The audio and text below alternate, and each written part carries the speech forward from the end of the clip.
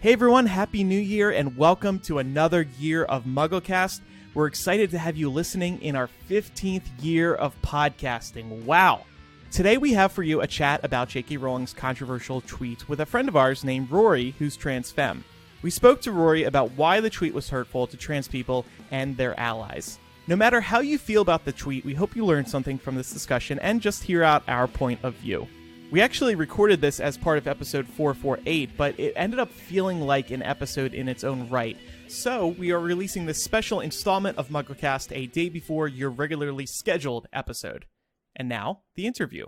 We are joined by Rory, somebody we've known for a long time. Hi, Rory. Hi there. How are you? Yeah, good. How are you? I am doing absolutely wonderful. Good. Can you tell us a little bit about yourself? Yeah, I am. I'm 31. I'm trans femme, which means that in slightly outdated terms, I'm male to female transgender. I work in advocacy in LA. I actually just recently started a new position with the AIDS Healthcare Foundation. Oh, nice. So that's kind of what I'm doing right now. I also write online quite a bit, but just me as a whole, just kind of a nerd. Yeah. And like I said, we've known you for a while. You've designed some awesome websites for us, including back when Twilight was a thing. I think we had you design twilightsource.com, right? Oh, God, yeah. I did that. I, at one point, designed MuggleCast. Nice. Oh, yeah. Which design was it? It was real muddy. Oh, yeah, the was, brown one, yeah. Yeah. It was a very, rough-looking scrap of parchment or something. Mm-hmm. It's certainly not to my design standard now. Well, we all grow and change. Not in my portfolio anymore, but it was for a very long time. Anyway, so back in late December, it's the end of the year. We're wrapping things up. We recorded 2 episodes of MuggleCast in advance just to get things out of the way. And then we all wake up one morning to this tweet from J.K. Rowling. It reads, "Dress however you please. Call yourself whatever you like, sleep with any consenting adult who will have you, live your best life in peace and security, but force women out of their jobs for stating that sex is real. Hashtag I stand with Maya. Hashtag this is not a drill." On its face, I think a lot of people read the tweet and was like, oh, okay, J.K. Rowling is back, tweeting something political, like whatever, that's what she does all the time. I think a lot of us have come to maybe tune out a lot of what she says too, because it just became so much at some points. But then we started hearing people in the LGBT community and the transgender community be like, whoa, I can't believe she just tweeted this. So Rory, can you tell us what is this tweet in reference to, first of all? Yeah, and actually this tweet is kind of loaded. This tweet is designed to have you look at it and say like, oh, this looks supportive. Love whoever you like. Dress the way you want. Consenting adult. Like, that's all designed for you to look at it and not know that it's messed up. When you start digging deep into it, these are things that are said by TERFs in a lot of online spaces that are designed to pull people into their movement so that you don't notice that you're being pulled in by hate. Mm-hmm. So these, it sounds completely reasonable to say, dress the way you want. Love who you want to love. But then, the sex is real comment kind of flips it on its head. Because that's implying that trans people think that sex isn't real. It definitely throws us off. It's not starting a debate from a point of common understanding. Mm-hmm. There's no good faith here. Do you mind just explaining what a TERF is? Oh, yes. A TERF is a trans-exclusionary radical feminist. This is actually a name that they originally created for themselves on Tumblr back in, the great Tumblr discourse wars of 2012. And when trans people started actually calling them TERFs, because they were definitely using it and claiming it themselves and very proudly saying, I am a trans, whatever. When we started saying that to them as well, and kind of using it back, harshly, they decided that it was a slur against them, and now they call themselves gender critical. Gender critical feminists, or gender critical radical feminists. Mm-hmm. And this is another means of hiding the hate within their movement under a facade of wokeness. Part of this, she's referring to this trial that occurred, and she hashtagged I stand with Maya. What was this trial about, and what was the ruling? Yeah, that's actually one of the really interesting things about this is how mischaracterized this trial was. That Maya Forstater was not fired even. She had a contract that was not renewed. And what happened was that she was working in a position of advocacy. And this was in the UK, and her employer found that she had been going onto Twitter and doxing and harassing trans women, particularly trans women, and basically trying to make them get off the platform. And she was apparently, and I don't have complete verification of this, I've just heard it anecdotally, but she was apparently using a work email. So there were some consequences. And when her employer found out that she was doing this, they just decided not to renew her contract. There was no firing involved. They had every right to do that. And especially in the UK, this kind of speech that that Maya Forstater engages in isn't protected under their laws. So in no way were any laws broken, and in no way was anybody abused, except for the trans woman that Maya Forstater went on Twitter to try to knock them off the platform. Yeah. Yeah, and there's something in the UK called the Gender Recognition Act, and so Maya Forstater sued to have her comments be viewed as protected philosophical speech, I believe. Right. Is what it was. Yes. But what happened was the judge, on the day that J.K. Rowling tweeted, the judge released a statement that favored the employer and said that, in short, she would refer to a person by the sex she considered appropriate, even if it violated their dignity and creates an intimidating, hostile, degrading, humiliating, or offensive environment. And the judge said that approach is not worthy of respect in a democratic society. So this amazing judge said there is no place for that behavior in the realm of advocacy, in the realm of doing what you're doing, that the workplace is completely reasonable in not renewing your contract. Exactly. And like in my position in advocacy, if I went into a foundation and started speaking against, say, the homeless population of Los Angeles, that would not be a good look for me. And I would be fired immediately because that is who my organization serves. And like, that is completely within the bounds of that organization to say, like, you do not represent us. You are going online and you are trashing what we do. We don't want to be associated with you. And I think that's completely reasonable. Yeah, at the bare minimum, we're talking about somebody creating a toxic and hostile work environment. And I think that it's the right of any organization, business or otherwise, to say, you're creating a hostile work environment, or you have the potential to do that based on your behaviors outside of work when you have this very public facing role intended for this kind of advocacy. We're not going to work with you anymore. So not only does this judge say there's no place for this in democratic society, but J.K. Rowling decides to then break 9 months of Twitter hiatus and create this tweet with the hashtag I stand with Maya. And I think, like, ultimately Rowling throwing her support here is extremely disturbing, because this isn't just transphobia. This is a transphobic movement. It exists online. It very closely mirrors the alt-right movement and how they groom young people. They catch young feminists when they're in college, oftentimes, when they're malleable, when they're willing to follow an authoritative voice. And that's really what's so dangerous here, is that, like, this movement is very strong, especially on Twitter and like Reddit.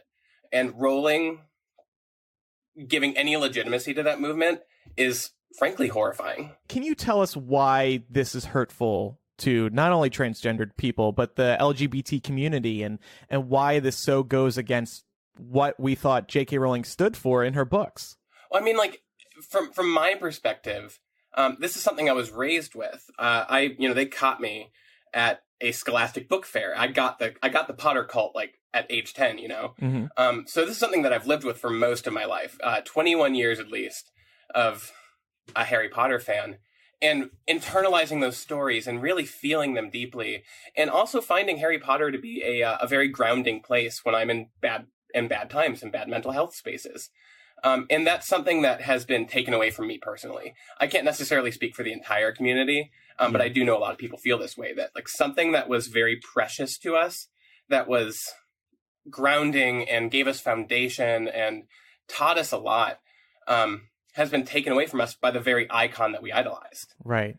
And that's just, it's very hard to see people supporting her still. The discourse that's surrounding this has heated up to such an extent that my social spaces are uncomfortable to traverse through. Yeah. Twitter is a hellscape. And given the fact that J.K. Rowling has such wide influence, but particularly with youth populations, what's the impact on trans kids of seeing somebody like this make this kind of comment? I mean, I think trans kids are often in such a vulnerable state because, we have to understand that when we say trans kids, we often mean trans-closeted, that these are kids who are sensitive and quiet, and you don't necessarily know that something's wrong until they're gone. And that's the problem I have with J.K. Rowling's tweet, is that it's so irresponsible toward these kids who are reading her stories and internalizing these messages, and then seeing her go and say that they're invalid, that, they're not worthy. That is at such a formative age. Say, like, when I was reading Harry Potter at age 10, if I had any sense of my gender, that would have been absolutely horrible. I don't know how I would have internalized that at that age. I think it would have been fairly devastating to my psyche at that age. There's a direct reply to Rowling's tweet I'd like to bring up because I think it also touches exactly on what we're talking about. Princess Lily on Twitter says, I grew up as a trans child reading your books as an escape. I would often pick out names from characters to give to myself before I ever felt comfortable in who I was.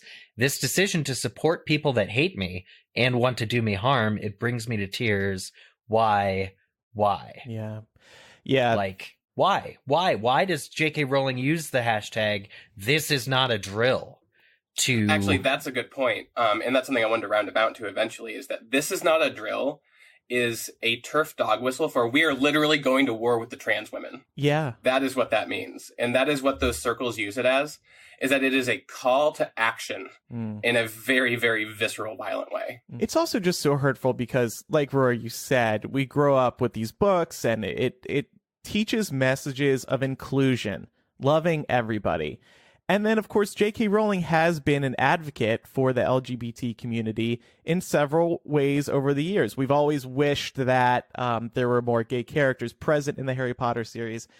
It never happened. Of course, she outed Dumbledore after the book was released. There was an opportunity, many people felt, in The Cursed Child. It didn't happen there either. So, we didn't get what we really wanted, but she definitely seemed to be fully supportive of LGBT people, queer people on a whole. And then something like this, she's just really pulling the rug out from under us. And it does make you question all of her previous stances. Right. Not to minimize some of her advocacy, especially with children across the world and making sure that, kids aren't thrown into orphanages. I think that's really a valid and wonderful thing that she's taken on. This doesn't make this better. Exactly. On December 19th, when she wrote this tweet, there was a very, a lot of people in the fandom, people you probably follow, all came out and said, this is not okay what J.K. Rowling did, and we're really hurt by this. The unity within the fandom that day was really special. That said, there are some people, including probably a bunch of our listeners, we did get some emails from people who wrote in and were trying to defend J.K. Rowling, who were on her side in that, let her voice her opinion. It's not a big deal. She's done a lot of good in the world. But the stance on this panel here is what she said was hurtful, and it was disappointing. Mm-hmm.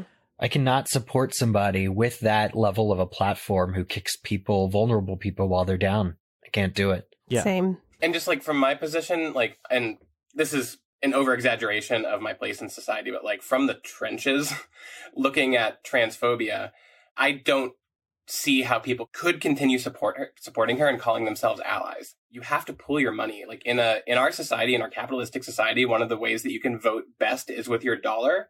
And personally, the way that I'm moving forward is not by not engaging with the universe, not by not enjoying the Harry Potter stuff I already own, but by not paying further into it. Okay. Yeah. And not to put too fine a point on it, but I was really taken by these comments and sort of this whole event to really just remind myself that we as Harry Potter fans, or we do a weekly podcast in Harry Potter, as consumers of media and of this franchise and its global, assets, everything, we're in a constant dialogue with this. And this is true with any show, any book, anything that we engage with.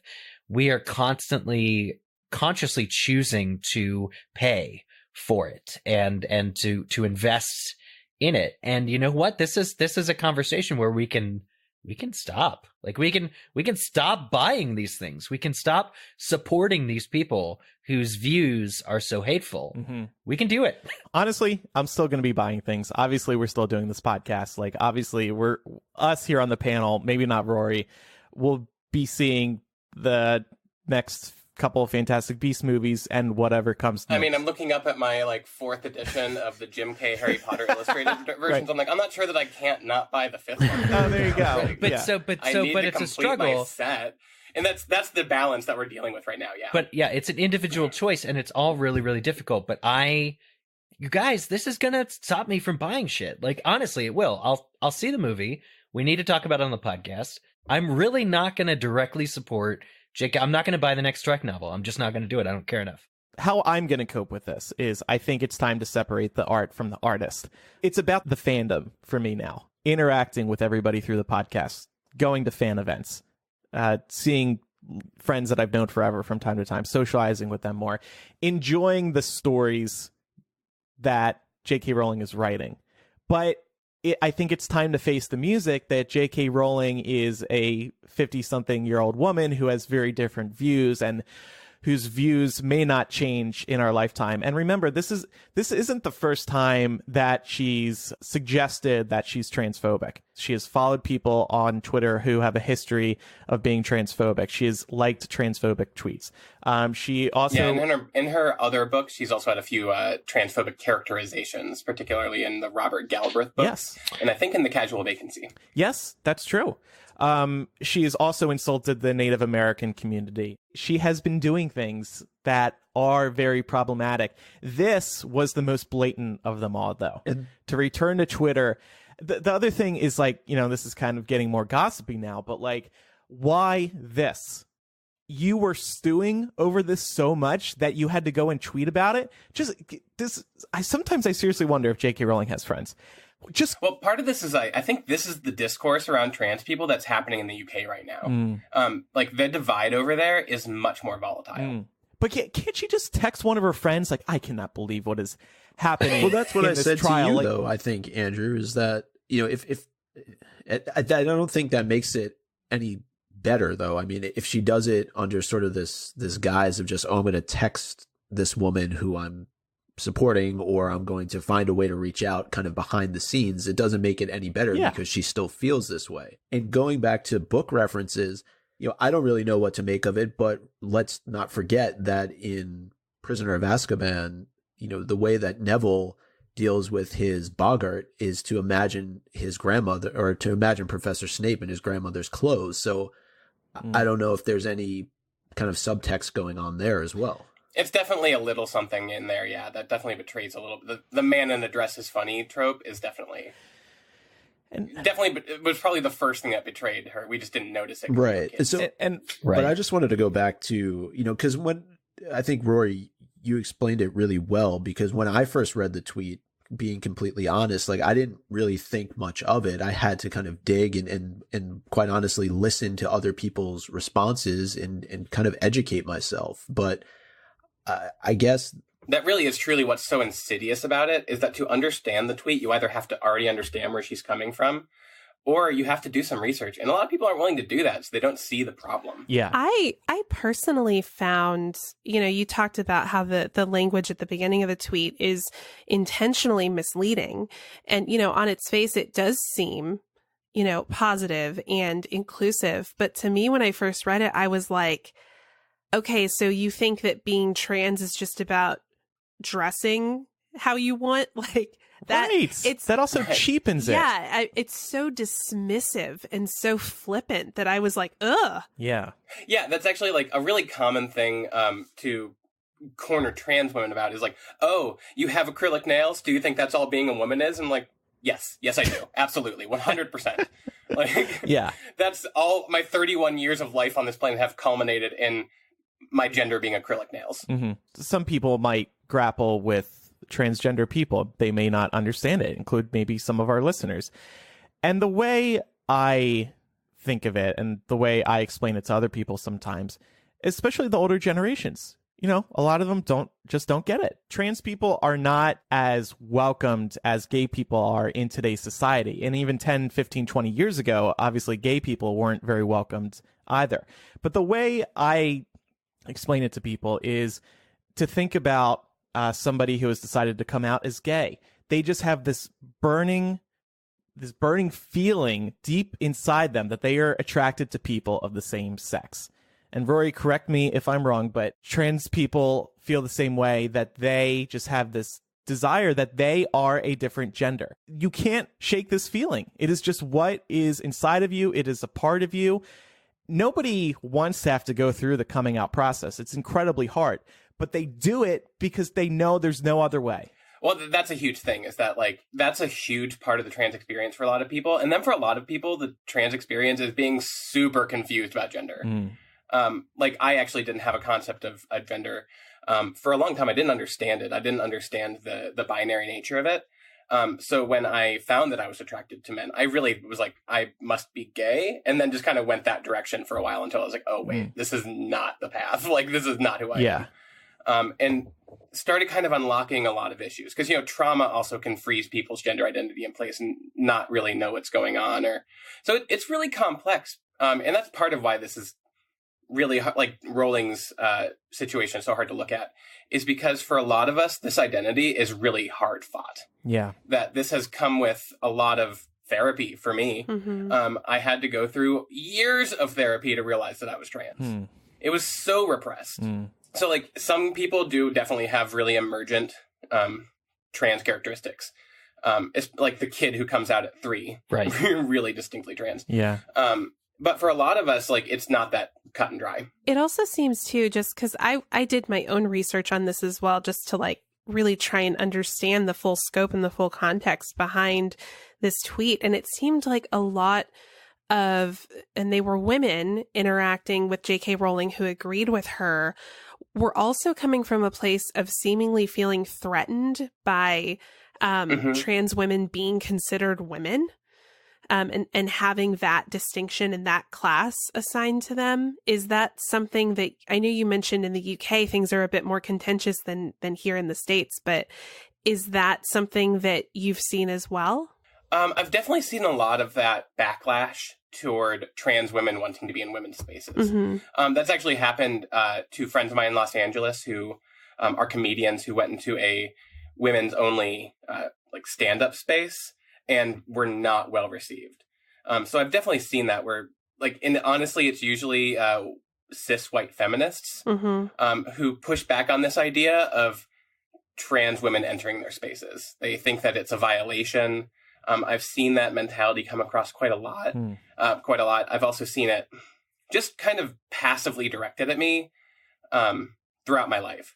So it's definitely real. It's a little disconcerting because, like, from my perspective, we need to be creating spaces that are fully inclusive, and making them completely focused on the uterus is really backwards.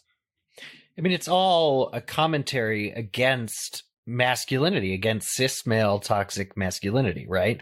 Right, and it tries to lump trans women in with that, even though we're not men. No, exactly. So I was really expecting an apology from J.K. Rowling, because the backlash was so huge, unlike ever before. And I mean, this was getting coverage everywhere. And this is typically what you see happen. The person who has gotten themselves in deep trouble decides to apologize. And I thought that since, even if J.K. Rowling didn't want to apologize and, the apology wasn't authentic, I thought Team J.K. Rowling would talk her into it, just from a business perspective, because we're talking about buying things now going forward. I think this hurts the theme parks. I think it hurts the play. This is awful for the play that's putting on this nightly show. I think it's also hurtful to the movies and people's interest in continuing to watch them. So I thought we would at least get a fake apology, but we did not even get that. And I think J.K. Rowling just does not care. It's sad because she's hurting people, and I think she knows she's hurting people now, and she's still not apologizing. That's crazy. What do you think is worse, though? Is not saying anything after making this comment worse, or is an apology worse? That she doesn't mean? Right. Well, Yeah, like if we got an apology, it would definitely be a PR thing. It wouldn't be an actual apology. So I don't think that it would be received well by the trans community, to be honest. But not even Warner Brothers, not even several other people that she's working with are issuing statements saying, I disagree with this. Like, I mean, a lot of the... Oh, yeah, I've been paying attention to even Harry Potter cast members to see what they're saying. See, I was Emma very impressed Watson. with Emma Watson. Yeah, but Emma I'm waiting Watson to hear had from a few people. Huge thing. So has Emma released a statement? No. No, just has in the past supported trans people. I mean, that's the thing, is I want to see the Emma Watson rebuke of J.K. Rowling's latest comic. Or like, I just want to know that Emma called Joe and said, hey, Joe, not cool. So, like, because people, what Rory said, I think is really important. How can you continue to support J.K. Rowling and call yourself an ally to LGBT people? right. I think that's a question I struggle with. I mean, me too, just as a trans person, because I'm not sure, like, I certainly can't judge people for continuing to go enjoy these movies or books or whatever when I'm still going to, in some way, engage in this content because I refuse to have it taken away from me. Yeah. So GLAAD said they reached out to J.K. Rowling's people and offered to sit down with J.K. Rowling to educate her. And GLAAD said that representatives turned them down. And not just, not ignored them, turned them down. And that is pretty shocking. Eric, you mentioned Emma. I think what has to happen, you said Emma needs to call her. I think that is exactly what needs to happen. Who could possibly change J.K. Rowling's mind and educate her? She doesn't want to listen to GLAAD. She doesn't want to listen to Twitter. So somebody who is very well versed on this topic, who she knows, who she trusts, I think Emma is the perfect person. And maybe that has happened. Actually, I would love to take this time to actually note that as a trans person, I have very limited platform and voice here, even though this is something that affects my community and not yours. You guys have more power than I do as cis people, as cis allies, to benefit the trans community. And that's honestly, that's what we need right now. We need you guys to be doing this podcast. Yeah. Well, and that's the thing about Emma. She's still a straight presenting cis white female. Yep. Who would be correcting, Joe on her beliefs. And it's like, because Joe wouldn't, that Joe is intolerant enough that she wouldn't listen to a trans woman on the subject, or a trans man. Like, Jackson Bird wrote a wonderful article for the New York Times, following this, called "Harry Potter Helped Me Come Out as Trans, but J.K. Rowling Disappointed Me." Huge, right? And these are the kinds of things. And in his article, Jack calls for J.K. Rowling to, like, hey, come talk to us. Like, we really want to have a discussion. Yeah.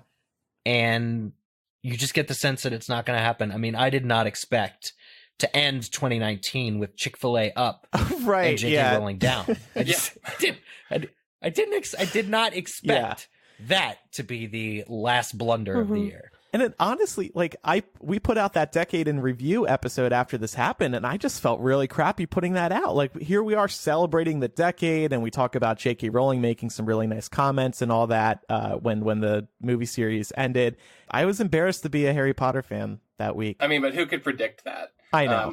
Our community definitely knew that something like that, like this was coming. We didn't know that it was going to be this blatant. Right. But it definitely wasn't like, I don't think anybody was expecting her to come out this hard, this firmly in favor of a TERF, or in favor of TERFism. Yeah. And Rory, we've been talking a lot about the impact that this has. You have also mentioned that as cis people, we have the platform to be able to, confront people like J.K. Rowling about things like this. And I'm curious from your perspective, because I think everybody would have a different take on this, but in your estimation, is there actually anything J.K. Rowling could do to regain trust? I think that there's a certain part of the community that she's absolutely cut off forever. There's some people who will just not trust an apology from her. I think I would have a hard time trusting her apology. But it would really depend on the nature of it. It would depend on how it was issued. Her words would be really important because, we're dealing with a writer. She can seem sincere. So, I mean, it's actually really hard to say at this point. I don't know if I would be able to take her seriously, depending on her tone, just because this is such a history that one apology wouldn't actually be enough, I think. I think that it would take quite a lot of action on her part for the trans community, doing action within our community, to to fix this. This is going to take some work on her part, or she's just going to end up being lumped as a TERF for the rest of her life. I'm also thinking she's just hoping, in this 24-hour news cycle that we're all just going to forget about it. But I don't think we are. For the next few decades, we're just going to see J.K. Rowling from time to time pop up with some batshit political view on her Twitter account. And then we're going to be like, oh, there goes grandma again, losing her mind. Anyway, what else is going on today? I really think that's what's going to happen now. And honestly, I think that's like the best case scenario for the fandom at this point is just to cut the author off. Right. Yeah. Yep. I will continue to enjoy the stories that are produced, and it's going to happen for decades to come. But like I said earlier, I think now I am ignoring J.K. Rowling. Yeah, I mean, I don't even... Certainly not following her on Twitter. Yeah. I actually have never followed her on Twitter. Oh, really? This was I thought I started that trend. Yeah, this was a happy coincidence for me. And it just so happened December 19th was my birthday. And I woke up to the internet blowing up about this tweet. I was like, oh, Jesus Christ, J.K. Rowling, what are you doing? Stop. Yeah, we posted on MuggleCast the happy birthday Laura post, and then an hour later had to completely... We stand with the trans community. Oh my God. Yeah. Well, honestly, I have to say that you guys posting stuff like that has been super appreciated because it lets the trans community know where you stand immediately. Yeah. Because I got on Twitter because of this. And I've only followed people after going through their profile and seeing that they commented something against J.K. Rowling before following them. Nice. Because in the Potter community, I kind of want to see you make a stand one way or the other so I know where you're at. That's what J.K. Rowling taught us, right? I mean, make a stand. Stand up for what you believe. Be yourself. Absolutely. That's why in our tweet we said you're valid. J.K. Rowling was trying to invalidate an entire swath of oppressed people and marginalized individuals in a community, in a global community.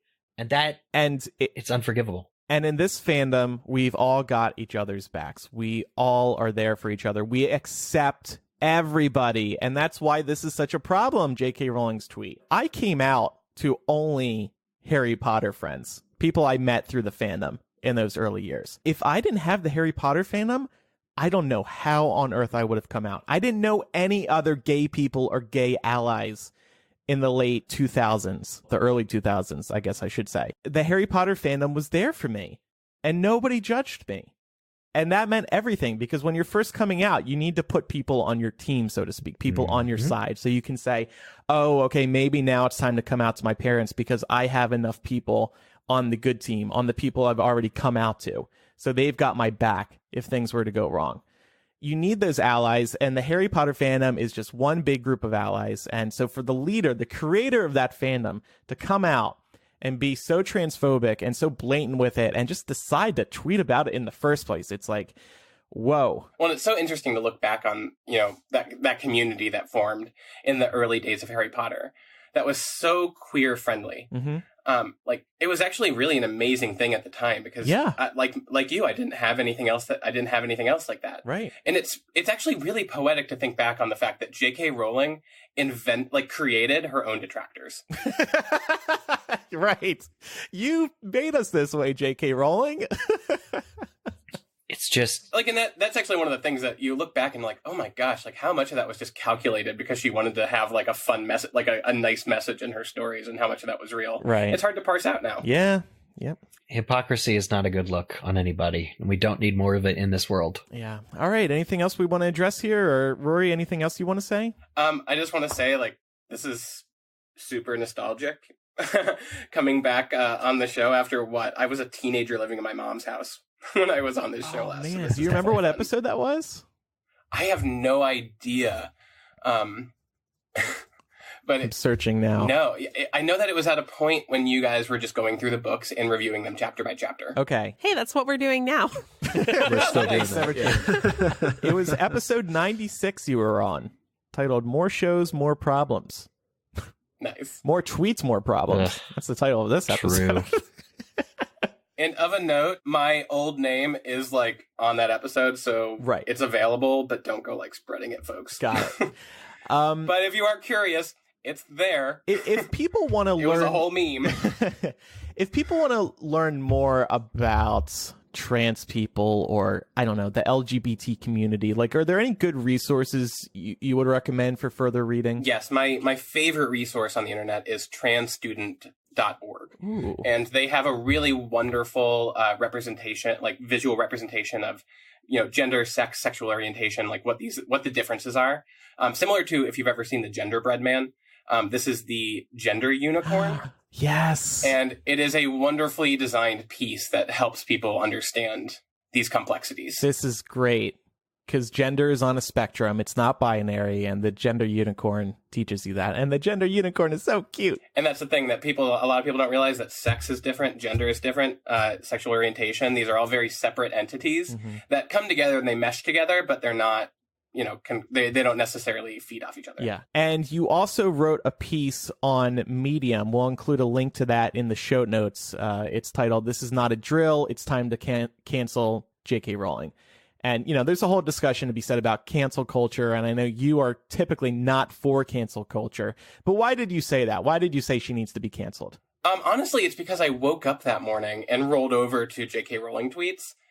And I was angry and I wrote that piece out. And it was definitely a very honest, emotive, just anger that I put to the page. And there's a little more nuance to my my stance. Like, I haven't included in that piece that, like, I'm not going to judge people for continuing to engage in this universe. I'm not actually telling people, like, you have to cancel J.K. Rowling or you're not an ally. You suck. Like, that's not the message I'm trying to actually portray. But that is kind of how people are reading that piece. I'm not editing it because I think that it is valid in its own right. And I think that it creates a really good discussion around cancel culture and who we should be canceling and who we shouldn't. Should we be canceling a teenage YouTuber, or should we be canceling a 50-year-old white woman who is abusing her platform? Yep. Right. So yeah, like, that piece is actually generated more interest than I expected it to. It didn't get picked up by Medium, but it has been shared in a lot of Antifa spaces. So it's making its rounds, and I am happy with that, because I think that even though I hardlined a position that I do agree with, but I think is a little over the top, I think that it creates a really, really healthy discussion around cancel culture, around who should be canceled, around what we're actually allowing our public figures to be doing without recourse. Yeah. All right, so we will include a link to that in the show notes, like I said, if anybody wants to read it. Okay, Rory, thank you so much for coming on. We really appreciate your insight and your time. Yeah, thank you for having me. I really appreciate it. And I appreciate you guys still doing this. How many years have you been doing this? This will be your 15th year. Wow. Yeah, I know, right? That is nuts. Yeah. But it's been great to talk to you again, too, after all these years. Under unfortunate circumstances, but... I'm sure, hopefully there will be a better time to have me on in the future, but, for now, this is where I need to be. Can you believe J.K. Rowling's perfect apology? Wow, she did it! I would love to be on for that episode. Yeah, if she apologizes, we'll definitely have you back on, because I want to know how you interpreted it. Oh, yeah, I can't wait to analyze that non-apology. We'll be analyzing it like it's a Harry Potter book.